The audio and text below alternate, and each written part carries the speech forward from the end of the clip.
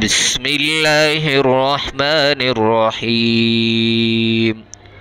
وقالت اليهود والنصارى نحن أبناء الله وأحباؤه قل فلم يعذبكم بذنوبكم بل أنتم بشر ممن خلق يغفر لمن يشاء ويعذب من يشاء ولله ملك السماوات والأرض وما بينهما وإليه المصير.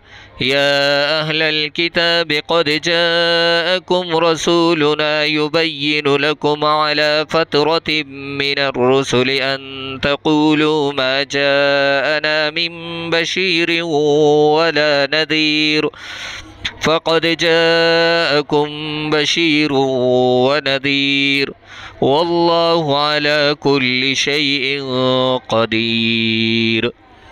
وإذ قال موسى لقومه يا قوم اذكروا نعمة الله عليكم إذ جعل فيكم أنبياء وجعلكم ملوكا وآتاكم ما لم يؤت أحدا من العالمين.